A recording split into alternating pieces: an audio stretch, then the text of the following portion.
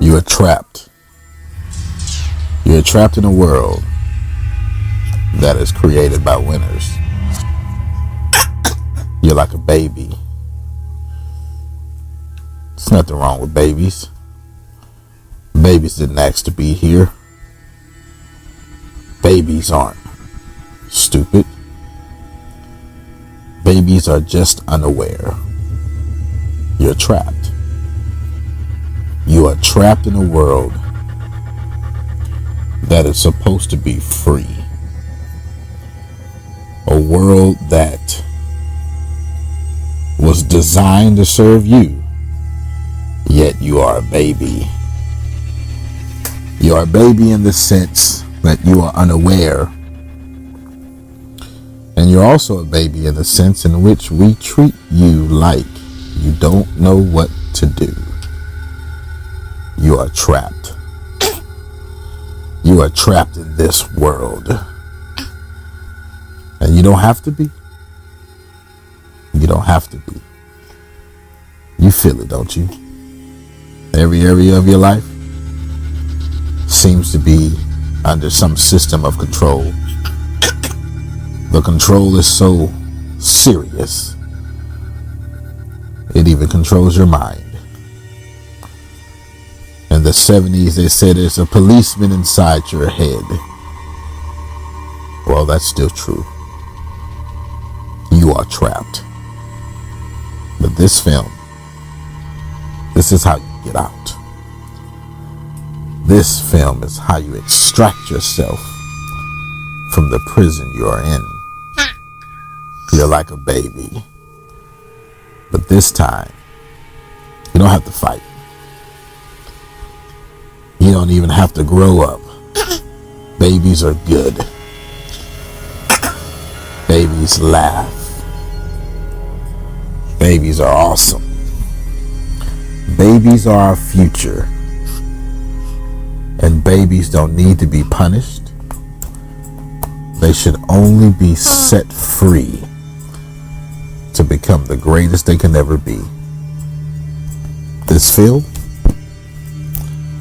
film is about setting you free. At the end of the day, you don't have to fight. Just say no.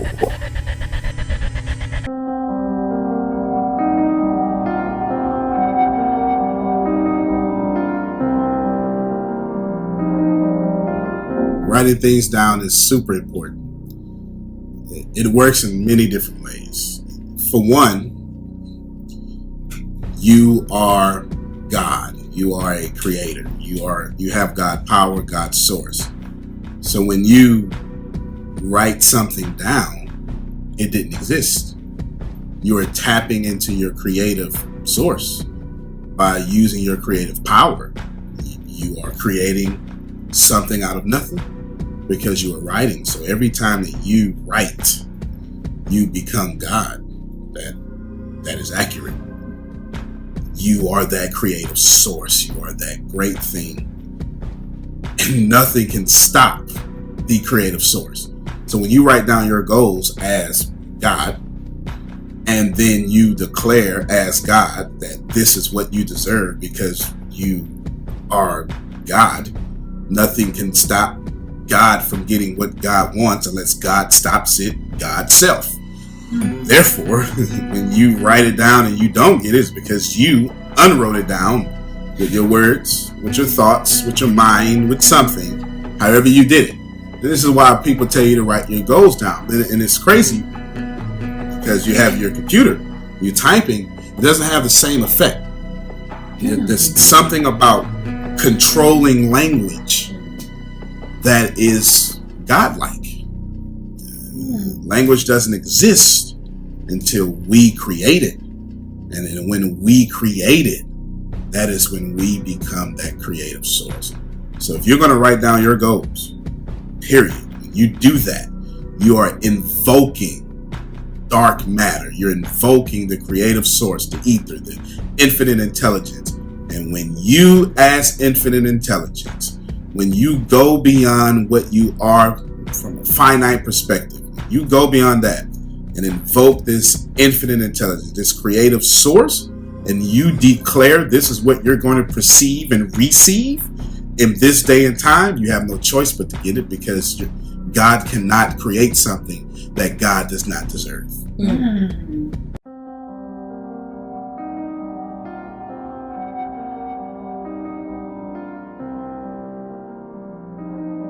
If you need to be rescued, you are not being God. I have to come back to this. God does not need to be rescued. And that's one of the problems with religion today. Everyone's out here trying to rescue God instead of spreading God's narrative. And then, of course, when you spread God's narrative, people don't understand God's narrative. So they're saying and preaching and teaching, and this is across all religions, a narrative that is not even that of the creative source. If you need to be rescued, you are somewhere you do not belong. Period. You're somewhere you don't belong. You're with someone you don't belong. You're in a condition in which you do not belong. You're in a poverty-stricken state in which you do not belong. You have a dollar amount which does not belong to you. And if you need to be rescued, what is rescue? To take out of something, or since this is a great time to plug the title, to be extracted, to move out of something with effort or force. You need to be rescued. You need to have something that is of higher power. And I'm not even talking God here. I'm just saying to rescue something is something must not be bound to the situation, and it pulls you out of it with effort. You can't do that with your consciousness. You cannot pull yourself out of your consciousness with your consciousness, because your consciousness is enslaved to your rescuing situation. In order for you to be rescued, you must have something that is not bound by the parameters and the rules of your current situation. And that thing that transcends your situation, it moves you out of it with effort. But here's the crazy thing. The crazy thing is, when you need to be rescued, you don't even know it, because your consciousness is in the rescuing situation. You don't know it.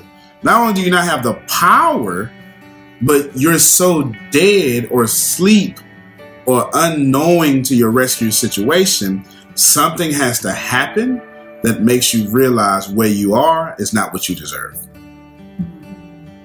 Although you cannot rescue yourself, you must first come to the awareness that you need to be rescued. Now, this is where you would get it. This is where it gets a little spooky, because you can't. In one respect, you can't save you, but in the other respect, only you can save you. And this is where it gets a little spooky. You can't save you because your level of consciousness cannot defeat your current level of consciousness. It's just like math. It's 1 and -1, they cancel out. So you cancel out your effort by simply being in the situation that cancels out your effort. So you can't do it. But when you raise your level of consciousness, now how do you do this? You have to have a mentor, and that's how you would do it these days. You have to have someone, something, some book, something, a TV show, radio show, a heartbreak. Believe it or not, a heartbreak will raise your consciousness. Oh, yeah. It would absolutely raise your consciousness.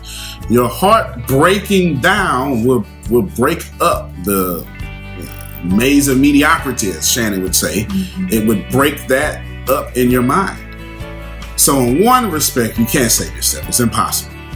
But you're the only one that can save you by having the awareness enough to know that you need to be saved. The moment you have that, then you start looking higher. And it's not the destination. Everybody wants to get higher. It's a bunch of crap. Everybody wants You want to get there. Just give me the shortcut. The destination is a bunch of garbage. The journey is everything. Everything that you will ever do in this life is all about the journey. Period. Point blank. You need the journey. So you're the only one that can rescue you, because you're the only one that can travel in your journey. Nobody else. Nobody else can take your journey but you. It's not fair that we force other people to take our journey. The only thing that we can do when we force other people to take our journeys, there's a book that described that. The book said it was a guy on a journey, freaking cross on his back, and it wasn't his. Yeah, that's what not taking your own journey looks like. You hand people your crucifixion. That's not fair. It's not fair. And if you want to bear other people's burdens, if you want to give other people your cross, whatever, and this isn't even like religious, you will force people to die because you didn't have the courage to take your own journey.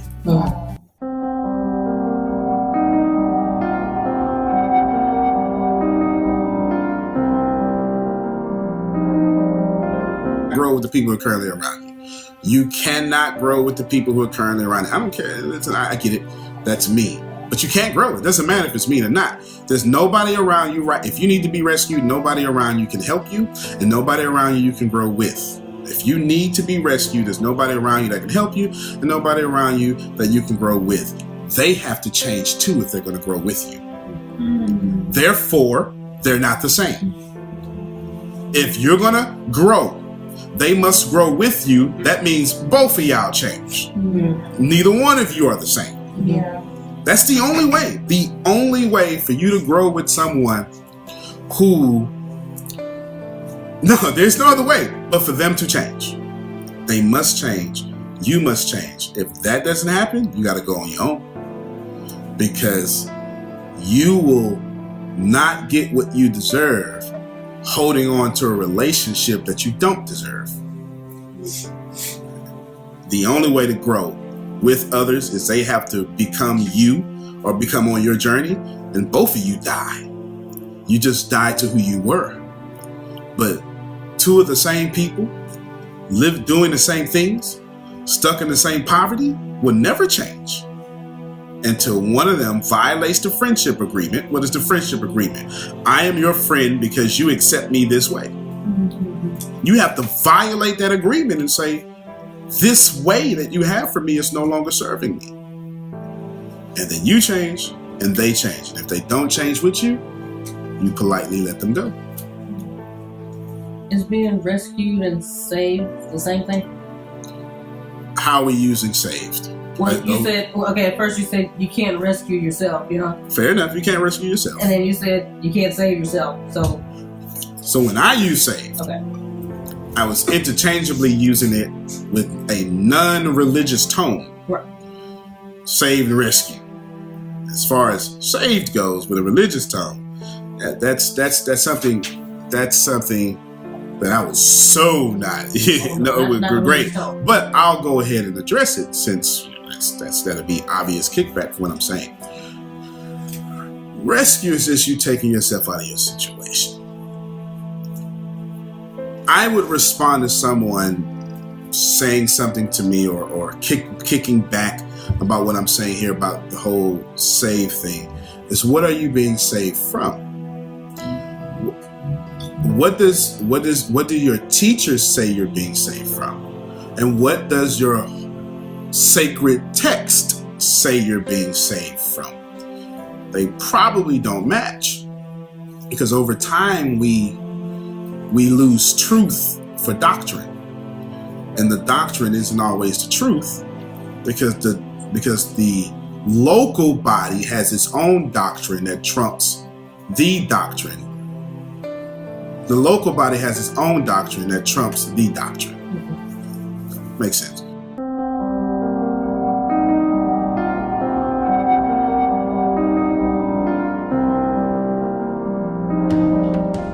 you're somewhere you don't belong, you will always need to be rescued. You cannot be made in the creative source. You can't be source unlimited and be somewhere limiting your source.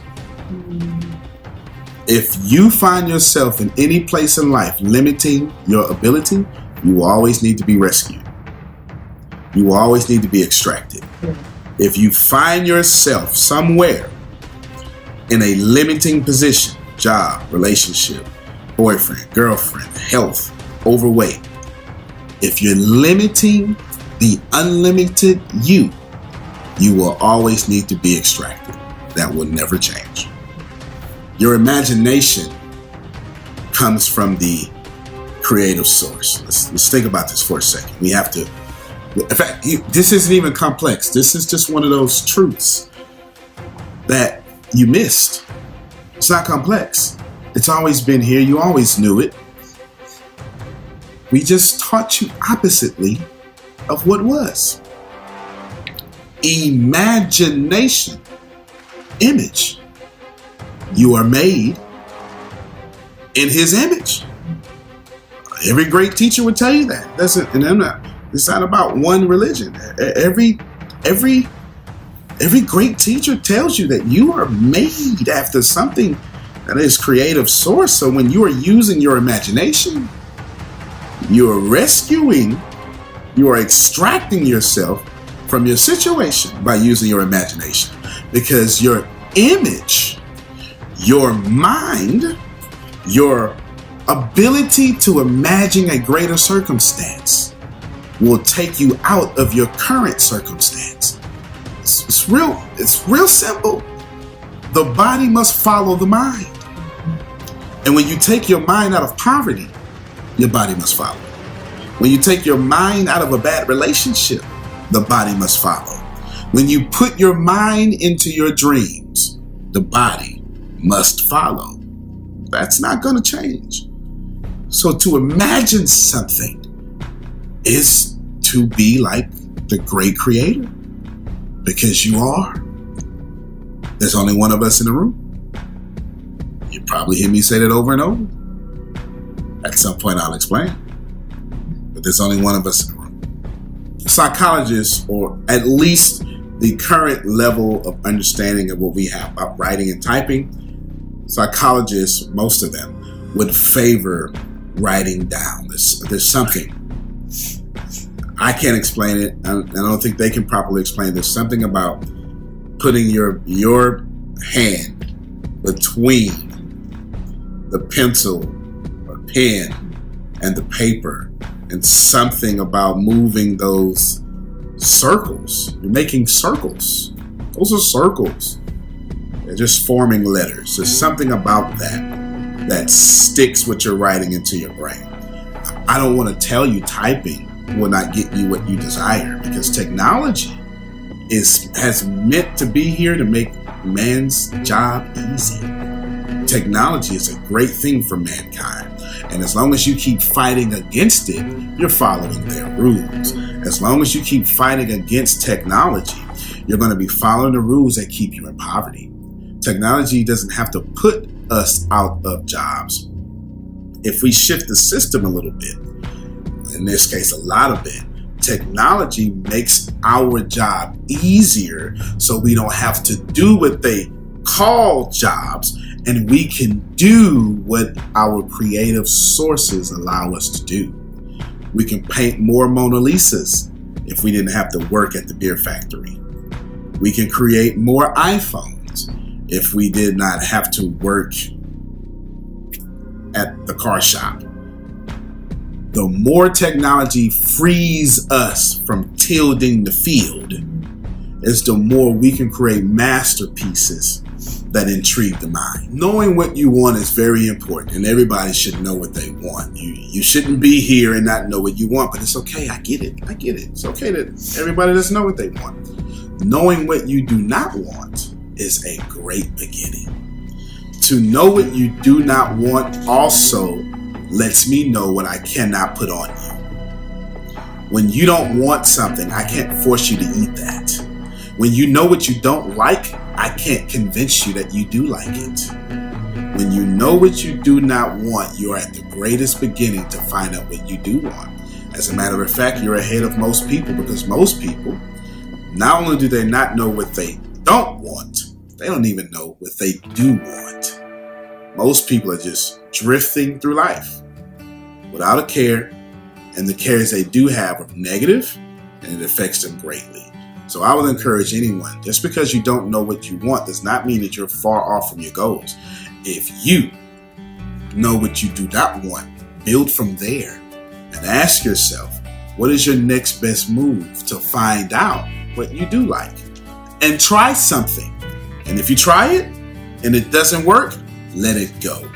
Don't drive 3 miles down the wrong road in the wrong direction and try to find another way out because you've been convinced there's more than one way to skin a cat. If you're in the wrong direction, immediately turn around. Immediately. No reason. Some of you right now, you're going 60 years in the wrong direction. And you turn 65 and you finally retire and you say, now I'm going to start living my life. That's unworthy of you. You are kings and queens, and you should be living your life now. Self-talk is something very valuable and dangerous. Think about it. Language was created by the creative source. There was nothing. And then man created language. This language allowed us to communicate. As a matter of fact, there were humans, there were apes, there were creatures that did not have whites of their eyes. So you could not see the direction in which they were looking. That's what the whites of your eyes do. The whites of your eyes are language. They teach people what you're saying. So when I look this way, I am languaging to you. I am communicating to you. You have my attention. When I look this way, I'm communicating to you. You have my attention. Those species that did not develop the whites of their eyes, they died off. It is fundamentally appropriate and important for the survival of any species to develop language, even the language of developing the whites of the eyes. Because when you do, you communicate. But it's not just about communication. What is this communication?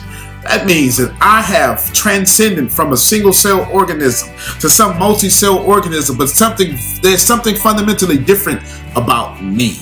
There's something so different about me that if I take apart this microphone and I take it and I break it down to the smallest of the pieces, put it all back together, this microphone will continue to be a microphone. But if I take apart you, piece by piece, you will no longer be you. Even if I put you back together again, you will not be like Humpty Dumpty. You will not have life.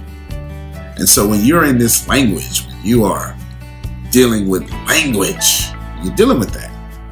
You're being more of this creative source. And language extracts you out of being a single cell organism. Language extracted you out of being something regular to something irregular.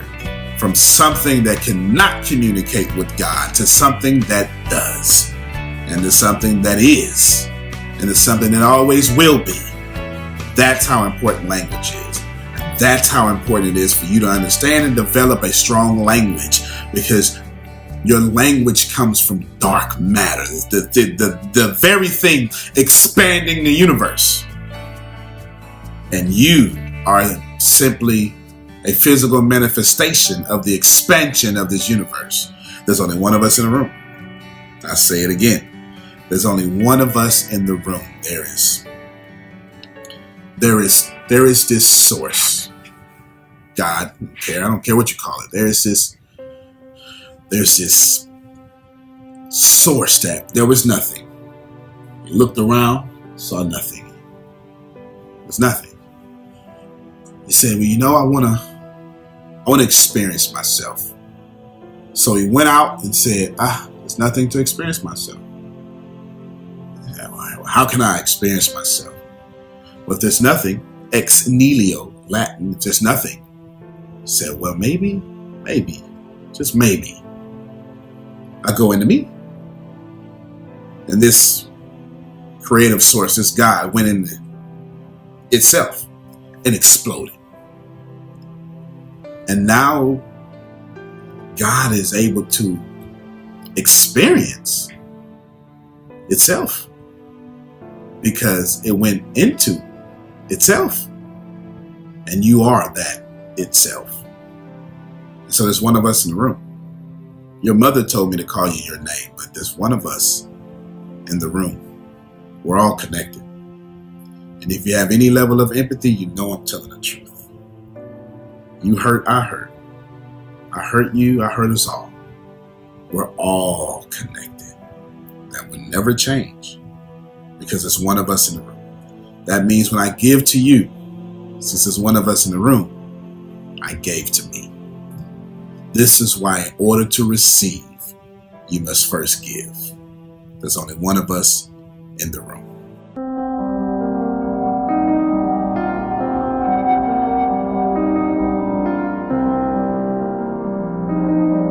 I personally don't set goals. When I do set goals, which I guess I'm contradicting myself, they're not really goals. There are steps for me to get to my defining moment. Goals are something that you set. But the problem with men always underestimate what men can do. So we don't set lofty goals. We set goals we can hit so we can feel better about ourselves. So I don't set goals. I set defining moments. Moments that if I were to achieve them, it would define my entire existence. Not just how I feel about myself, but achieving this thing defines my entire existence. I was here for this purpose. As a matter of fact, I was here for another purpose, but when I did this, I gained a new purpose because I reached this defining moment. So I set defining moments. An example of defining moment. You're 6 years old. You want to be a medical doctor, brain surgeon. That's a defining moment. Should you, at 6 years old, reach the age of a brain surgeon, when you get there, you would have defined your entire life. Therefore, the defining moment will guide all of your goals sequentially. All of your goals will be defined by your defining moment. That means all of your friends will be defined by your defining moment. You will not smoke weed. You will not get arrested. You will not rob banks. You will not, although you guys can smoke weed. It's okay. Not giving you finish. Just play it. But they're like, well, you know, I've already been doing this. Okay, no, that's awesome. The point is, you have your defining moments, and your defining moments will always, and I mean always, set your goals before you. This is why I set defining moments, because there's something I want so bad that if I can't define my life with it, it's not worth it for me. When it comes to defining moments, if you don't get to these defining moments, there are people who believe that we've been here before. Or there are people who believe in multiverse theory or multi-universes. So we're just living out a possibility, a certain possibility, or a universe of possibilities, an infinite universe of possibilities in a certain possibility that can only happen in that possibility. Meaning if you did not, there's some people that would believe that if you did not reach your defining moment, although you did everything right, it's because you're not in that universe in which you would. But in another, you did. Therefore, you've been here before. There are others that hold on to the idea, and many of these people, that when you see a baby die before what we will call his or her time, that this child lived such a life before that it actually achieved its full destiny and purpose as a baby. Now, these are some competing ideas. I read a lot, so I gave them to you. Not for clarity, for comfort, since I just scared the hell out of you with those two answers. For comfort, I will tell you this.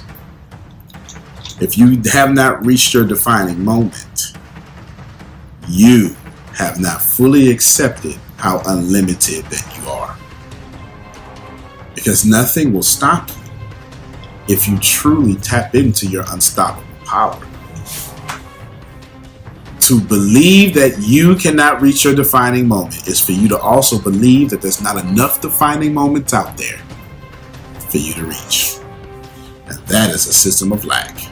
And lack does not exist except for when man creates it.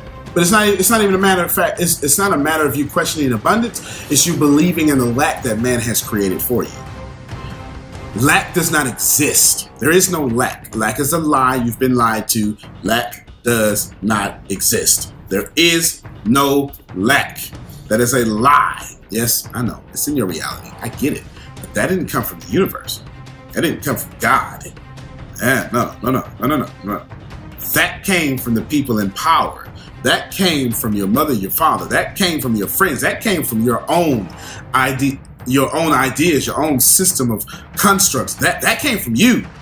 But there's not one rain cloud. It's not one bacteria. You don't have one nostril. You don't have one toe. There's not one snowflake. There's not one drop of water in one ocean. There's not one glacier. There's not one feather. There's not one species of bird. There's not one worm. There's not one chicken. Not one turkey. Not one cow. There's not one blade of grass. Okay, not one. It's not 100 blades of grass. It's not 1,000,000. It's not even 1,000,000,000,000 blades of grass. Whatever the universe does, it does in great abundance. If you are experiencing lack, it is only because you have perceived it in your own mind, or you're following someone's rules and they created lack for you. And the illusion of choice and the illusion of lack, and you have followed it hook, line, and sinker. There is no lack. It's not that you doubt abundance, it's you believe in lack. And as long as you believe in lack, you can never achieve abundance. Arrogance is a condition in which you no longer receive new information. Pause. Because if you're no longer receiving new information, you're saying there's not an abundance of information. That's lack automatically. The moment you're not open to receive new life experiences, life will make sure you experience the same experience until you learn the lesson. There is no lack.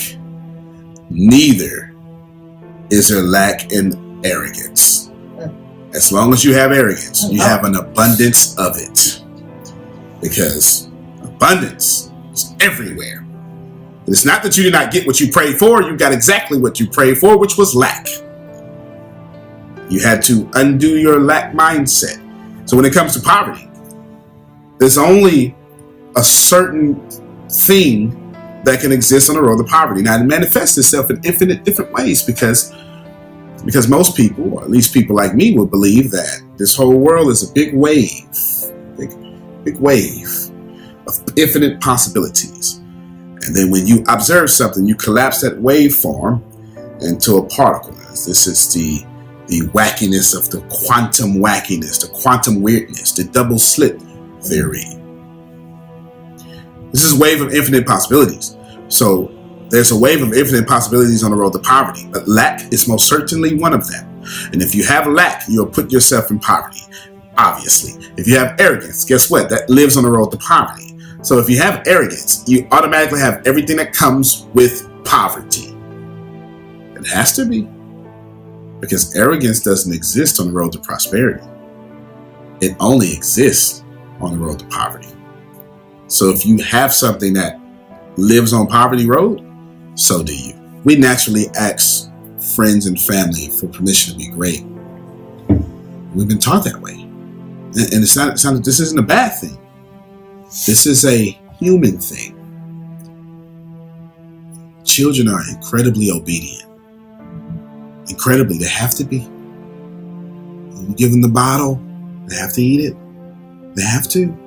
Because survival comes from obedience as a baby. Then it comes from obedience as a child. And then as you reared up even older, your survival is predicated on your level of obedience. The more obedient you are, the more tribal member you can become. The better the member, the better the obedience. The better the reward, the better the obedience. So through this upbringing of this hierarchy of family, the way we've been taught, the way we've been raised, the way the family is set up, you have to be obedient. Therefore, you must ask the approval of others to be great. Because to be great is to be disobedient. You see, nobody has ever been great without first being disobedient. Nobody has ever been great without being disobedient. You see, there's a tribe. All of us exist in a tribe. In order to be in the tribe, it means to be common. It means to be ordinary. It means to conform. To be in the tribe means this is how we do it. There's no greatness here. The tribe is great. And there's one great leader among us, and you are not that leader. Wait for your turn or die waiting. And so those who are great are disobedient tribe members. And it's a funny thing about tribes. Tribes will force you into conformity or they'll kill you. You see this tribal thinking. Oh, the gods have punished us. It's just evolution of your mind. Why are we being punished? Why are the crops not yielding the field, yielding the seed that they yield once before? Why are we sick? Why does my throat itch? Why are my eyes watery? Why did she die? Someone's not acting like us. If we want her to come back alive, if we want to be healed, if we want her to come back alive, if we want her to be healed, kill them. Dismiss this disobedient person out the tribe, and then the gods will be pleased with us. Sounds funny, but we do it today. We say the exact same things today. We just taken tribe out, and we say family, fraternity, church, religion, denomination, your last name, still a tribe. And only those who are great are those who are disobedient to tribal thinking. You look up to them. But the moment you decide to be one of them, you're disobedient. And in your disobedience, there's only two things that can happen to you around the tribe. You get kicked out or you get killed. Now, if the death is not physical, it will most certainly be relational. They will kill you. They'll either kill you physically or they'll kill your relationship. And if they can't do that, if they're too close to you to kill the relationship because it's your mother, because it's your brother, they'll kill your self-esteem. But either way, in order to be great, you will be killed by the tribe.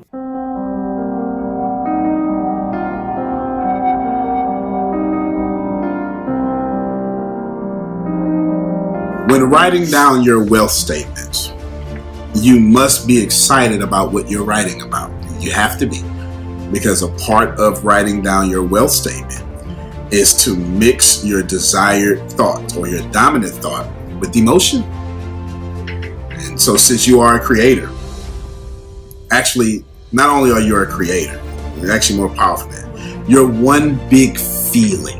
This is the truth. Feeling is a word that we've made up to describe vibration. The truth is you are one giant feeling that we call you. So when you're writing down your statement, please understand, you're only going to get your one giant feeling. So if your feeling is contradictory to your statement, you won't get your statement, you'll get your feeling. So you need to make sure that your feeling, what is your feeling? You, however you're feeling, you are one giant feeling. So you want to make sure you want to make sure your feeling matches what you're feeling according to what you're feeling about what you're writing down. This is just three element there. You are a big feeling, and you're feeling a certain way about what you're getting ready to write down. And when you write that down, it makes you feel a certain way. And you need to make sure all these feelings match, because you're one big, great vibration. So when you're writing your wealth statement, especially if you're reading Think and Grow Rich, when you're writing your wealth statement, you want to make sure that you're excited about it. If you're about it, you're going to get a harvest. You must. You have to, because there's one of us in the room. And you can only give or receive what you give. And if you give, you're going to get. However you do anything is how you do everything. Important that you get that. Important you understand that. You have to. How you feel about what you wrote down, how you feel about your dreams, how you feel about your desires, how you feel about your family, how you feel about your spouse, how you feel about your goals, how you feel about yourself. You will receive that back. Not what you consciously desire, but what you subconsciously feel. Because your conscious mind is just a portion of you. It's just a thing that you've learned how to control. But you don't know how to control your heartbeat. You don't know how to control your brain function. You don't know how to control your dreams. You don't know how to control the endorphins shooting through your body when you run. You don't know how to control your hormones. You don't know how to control your neuropeptides. You don't know how to control the neurons. You don't know how to control the vibration of your eardrums. These things you don't control because your subconscious does. The mind that you do not have control over controls that. Therefore, that mind is bigger than your mind. So you're one big feeling. And while you're being this one big feeling, if you don't match that feeling with what you desire, you're not going to get it. So how do you match that feeling with what you desire? Very simple. You need to start being excited about your life. If you're not excited about your life, you won't be excited about your wealth statements. You won't be excited about your friends. You won't be excited about anything. And you'll just get an average life with dull friends, dull bank accounts, dull cars, and dull experiences. Because that's the experience that you as God have decided to create for yourself. The dullness of this universe. So be excited about what you write down. Be excited about what you desire, or you will be deflated about what you receive. Yes, bragging is great. Bragging is amazing, as long as you're not pushing people down while you brag. But bragging is awesome. Of course you should brag. If you change the word, celebrate. Well, you don't have a problem with that at all. But we've emotionalized the word bragging. People who celebrate around people who are unhappy with themselves, they call that bragging. Yeah, see, what they've done is they polarized and programmed your celebration. They made you feel bad for celebrating. And so they put a negative stamp on your celebration. Have you ever been around someone that wouldn't let you be happy in your own home? Wouldn't let you be happy in your accomplishments? You get the greatest news of your life, ring, ring. Pick up the phone. You tell them and they kill it. Or you wake up next to them and say a word to you. So they're going to ring, ring. Hey, girl! Have a 3-hour conversation. Happy. As soon as I hang up, they go right back to hating you. Yeah. Brag. How can I buy your product if you're not bragging? I promise you, every commercial you've ever seen is bragging. Buy this product, buy this product, buy this product.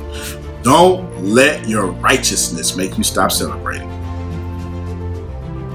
You make sure, whether you are devout to some deity or not, that you push out into this universe the excitement about what you have accomplished. Because the more you celebrate those things, the more you have confidence for those things that you cannot see, that you're trying to draw into this physical world from the invisible world. So brag. You brag as hard as you can. You just make sure that you don't push people down when you brag. And you don't brag too early. Because once you release that dopamine, and you get that gratitude before you actually finish, when you get that gratification before you actually finish the task, you won't get that gratification. You'll get that gratification. You won't get the goal.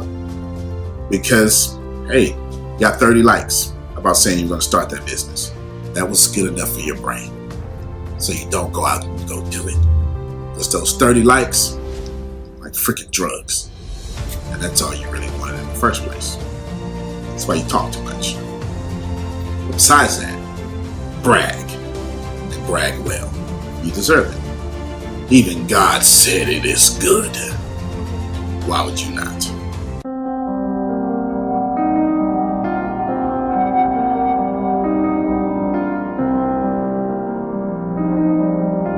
So the most important thing that you can ever possibly come across in this life, relationships are the one thing that would never let you get what you desire. Your relationships are the one thing that will stop you from thinking and growing rich. Your relationships can poison you or poise you for where you want to go. It is your relationships that would take you to a higher level or put high heels on your throat. It is a relationship that fixes or kills everything. And sometimes, and please write this down, sometimes you have to kill relationships just to let people live. Sometimes you have to do that. Sometimes you must kill relationships in order to let people live. The relationships are important. They have to be. Because it's the people that are going to keep you going. Or it's the people going to tell you to quit. It's the friends that are going to make you study when you don't want to. It's the friends that's going to make you sit in the green room, in the studio, hungry, recording a movie that people can get. And friends sit in the audience. Yeah, those are good friends. The other friends, they'll make you feel bad for making a movie called Extraction to help the world. Yeah, stay away from those friends. That won't happen. Friends are important. Relationships are important. And I'd be remiss not to tell you that if you don't pick your current relationships properly, by this I mean the intimate ones, if you don't learn how to properly pick your spouse or your mate, I can assure you, if you don't pick them correctly, you'll pick poverty. And you will not pick someone that will let you work at 3 o'clock in the morning without making you feel like you're cheating. You will not pick someone that knows you're a workaholic, and instead of complaining, they come bring you food. The people who change this world change their thoughts and pick their mates properly. And if you don't, poverty will pick you. The Matrix is real. The Matrix has you. The Matrix is freaking real. Listen, see, I talk about the Matrix like the Matrix is real. It is real. Seriously, don't you see the green? Matrix. It's all around you. Seriously, it is. It's all around you. But let's take it out of computer simulation. Let's take it out of that. Let's put it into what we call now consumerism, which is a real thing that has been happening since the 1920s, that has been rebooted in the 30s, rebooted after the World War II, rebooted again in the 70s, and then turned right around and rebooted again in 90s politics. You don't have to lose weight. Buy this jogging suit. You'll look like you did. Don't work on your character. Get this suit. It screams character. Hey, don't be financially stable. Get these red bottoms. They say you're financially stable. stable. You're no longer creating legacies, you're buying them. No. Really?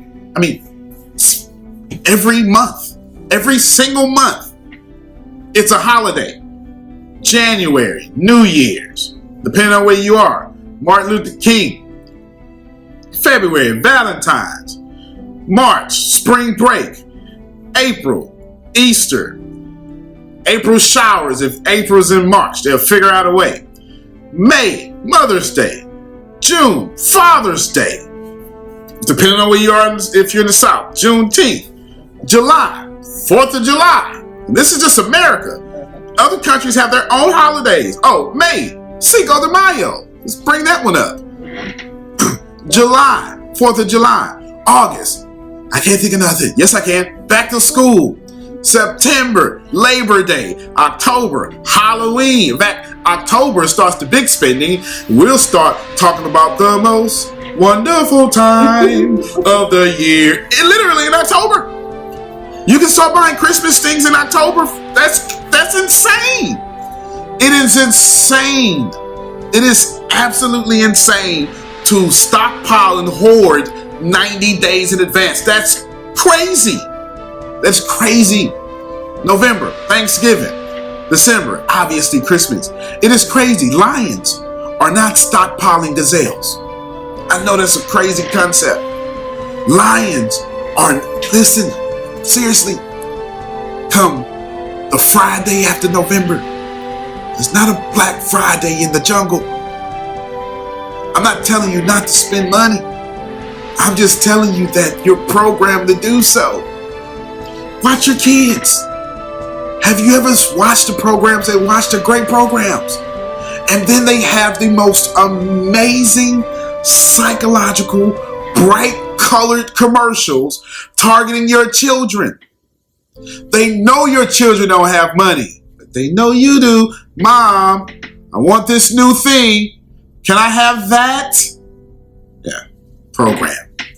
You've been programmed since the very beginning. The Matrix has you.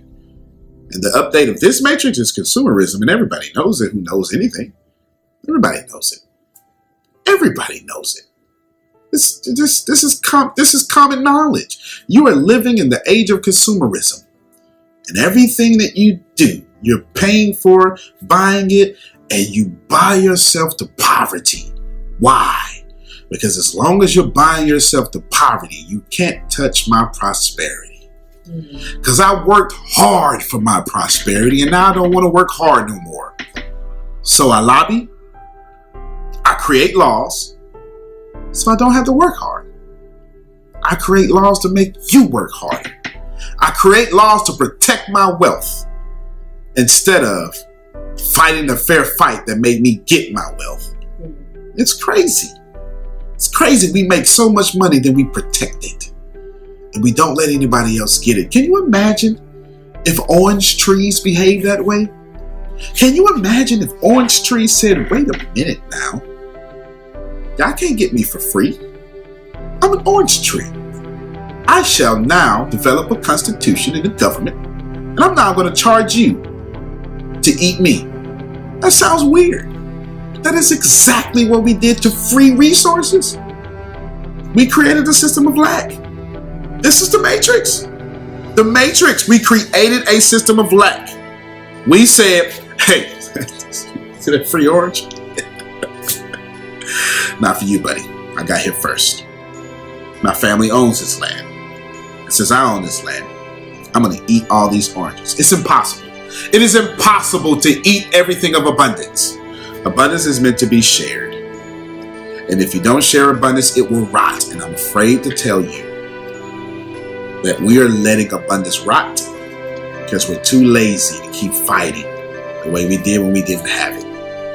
Abundance is always meant to be shared. You will kill yourself trying to eat every orange that comes off an orange tree. And before you ever develop the stomach and the ironclad stomach or the waste system to get rid of what you just ate, before you can ever do that fast enough, those oranges will rot. Nature never intended you to be greedy. greed comes from a system of lack. The only reason you can be greedy is because you think there's not enough and you need more. That's the matrix. And so here's what happens. Here's why you're in the matrix. The moment that you become greedy, the moment that you get enough, you become those who are in power. Matrix, the agents. You control all the laws. You create the illusion of choice. You're a winner and you go in and out the system, oppressing and depressing and controlling everybody you desire to control. And if you're not in power, guess what you do? You fight for power. And that is the biggest matrix slavery of them all. As long as you are marching and fighting for power, you're not fighting for prosperity.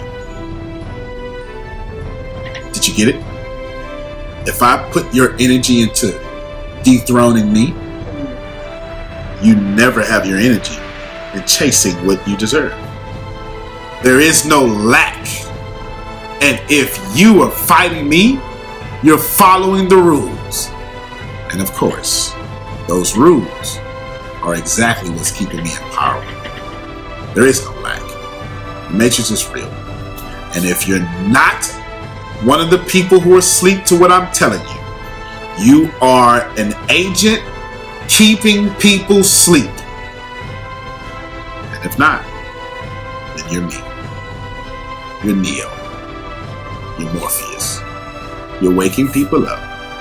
You're reminding people you need to be extracted. And there's only one true way to extract yourself from the system. Recognize there is one and make enough money to unplug.